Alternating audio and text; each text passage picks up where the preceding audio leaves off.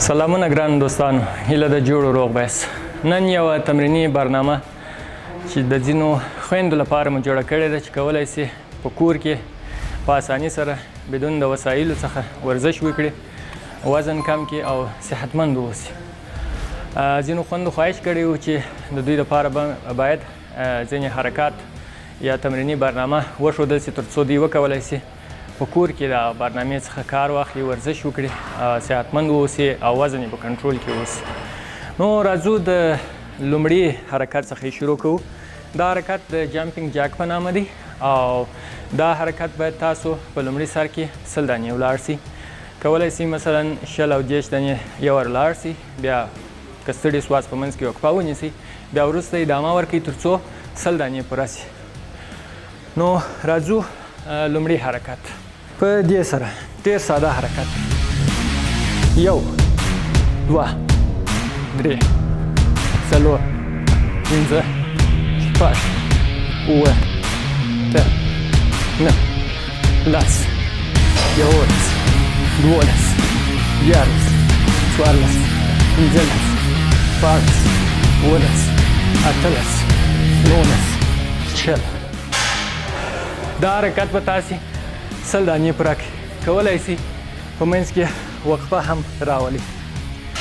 له دې څخه وروسته په دې کې کولی سي له داسې یو لرګي څخه هم استفاده وکړئ، خو که چیرې لرګی نه وي د دې سره په لاسو هم کولی سي. د پښو حرکات په دا اندازه پښې مو لاسونه کښته کوئ. 1 2 3 4 5 6 7 8 9 10. دا هم د نس پر عضلو کار کوي، هم د دورسي پر عضلو باندې. دریم حرکت راځو. مخکینی حرکت دا هم باید تاسو 100 دانې ولاړ سي. لاسونه په دې شکل سره نیسئ، په دې شکل سره دا حرکت دلته شروع کیږي. لاسونه مو ښکته او پورته کوئ. دا هم باید تاسو 100 دانې ولاړ سئ. ځینې خویندې په لاسو کې چربي لري چې دا حرکت د دغه چربي د سوځولو لپاره ډېر ښه دی. که چیرې دا ډېر اسانه وي، تاسو بیا کولی سئ چې یو وزن یا یو د اوبو بوتل یا ډبه په لاس کې هم داسې ونیسئ، کار ورڅخه واخلئ او لږ څه نور فشار هم ورباندې راسي. له دې سره جوخت دا حرکت هم تاسو باید 100 دانې ولاړ سئ. د دې سره وروسته زموږ تاسې د پشاپس یا د سینه کشي حرکت شروع کیږي. لومړی باید دا ووایم چې پشاپس حرکت که څه هم سخت دی، خو د خویندو لپاره یا د هغه کسانو لپاره چې دوی په صحیح طریقه سره پشاپس نشي تللی، زور ورته غواړي، د هغو لپاره یو اسانه طریقه هم شته چې عیني فشار پر عضلاتو باندې راولي. لومړی سټنډرډ یا عام پشاپس په دې شکل سره دي. سر مو پورته، وجود برابر، مخته ځي. 1 2 3 4 5 6. که چیرې تاسو دا حرکت نشئ تللی، بیا کولی سئ چې د هغه پر ځای د دې حرکت څخه استفاده وکړئ. مخکې خو پښې پر مځکه وې، اوس باید زنګنونه پر مځکه سي. په دې شکل سره پښې پورته کړئ، زنګنونه پر مځکه، لاسونه په دغه اندازه مخته ولاړ کړئ. 1 2 3 4 5 6 7 8 9 10 11 12 14 15. د پشاپس حرکت باید 15 سیټه ولاړ سي. 15 سیټه او هر سیټ باید تاسو یا هر مجموعه باید 10 واري 12 واري 15. که تر هغه کم هم وي پروا نه کوي. څومره چې فشار پر عضلاتو باندې راسي، هغونه ستاسو وزن کمیږي او بدن هم په فورم او په خپل شکل کې پاتېږي.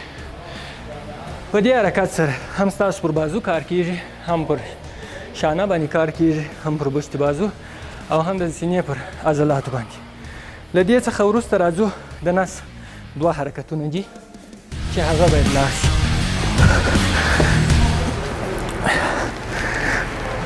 د نس د عضلاتو لپاره زموږ لومړی حرکت، لاسونه داسې هم نیولی شئ، دلته یې هم نیولی شئ، ایله یې هم نیولی شئ، څنګه چې تاسو ته اسانه وي. خو ښه دا ده چې دا حرکت په داسې یو شکل لاړ شي. 1 2 3 4. کله چې دا حرکت شي تاسو باید سیده چت ته وګورئ. 7 8 9 10 11 12 11.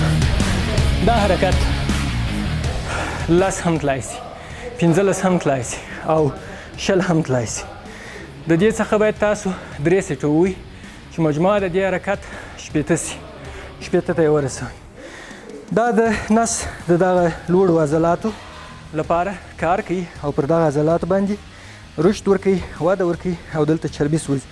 راځو د کښته طرف لپاره هم یو حرکت شته. د دې لپاره باید له دې حرکت څخه کار واخلو. پریوځو. اوس سر مو لږ څه پورته وي، ملا هم پورته، پښې ایله کوو. 1 2 لکه باسکل چې چلوي. 3 4 5. پښې مځکې ته نه وړئ، همداسې په کنټرول کې.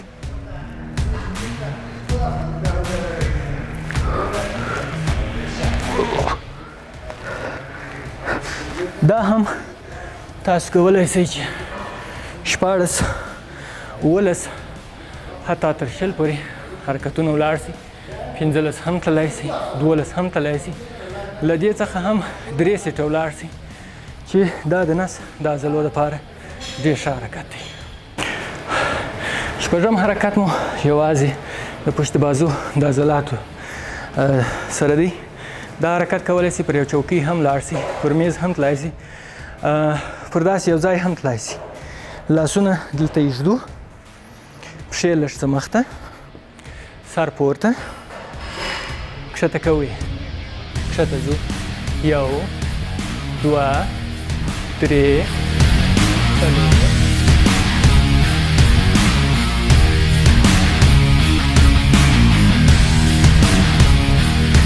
9 10 11 12 13 14 15 16. له دې څخه هم تاسو 3 سیټه ولاړ شئ. کولی شئ 10، کولی شئ 12، کولی شئ 15. کوشش وکړئ چې حرکت مو صحیح او دقیق وي.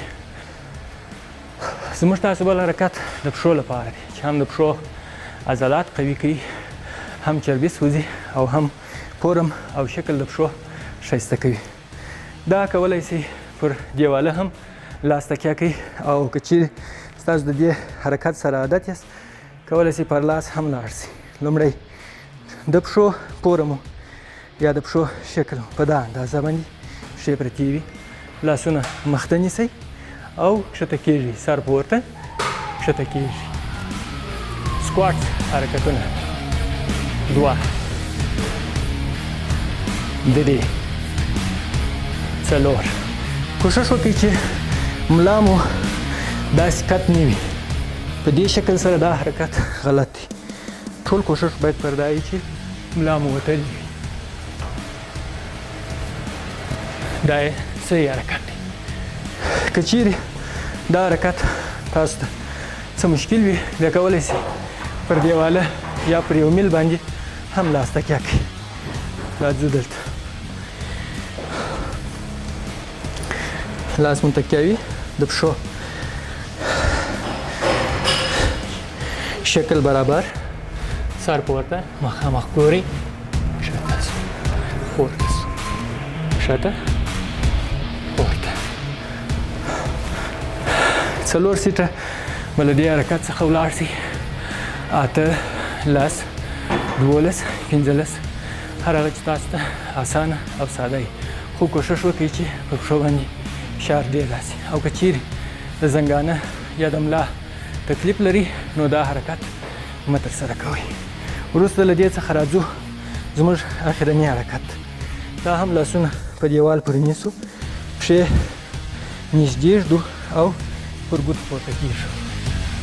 1 2 3 4 5 6 7 8 9 10. دا له دا عضلو لپاره دی چې دا ته رشد ورکړي او دلته چربي وسوځي. دا هم تاسو 3 ساعته ترسره کړئ. ستاسو ورزش او یا تمرین برنامه خلاصه شوه. دا برنامه باید تاسو هره درېیمه ورځ په کور کې ترسره کړئ، یعنې 2 ورځې په منځ کې وقفه، درېیمه ورځ له دغه حرکتو څخه استفاده وکړئ. که چیرې په هغه 2 ورځو کې تاسو د ورځې 1 ساعت یا 45 دقیقې پیاده تګ وکړئ، د وزن د کمېدو کې به مو ډېره مرسته درسره وکړي. برنامه مو پای ته رسېږي. ډېره مننه. خدای په امان.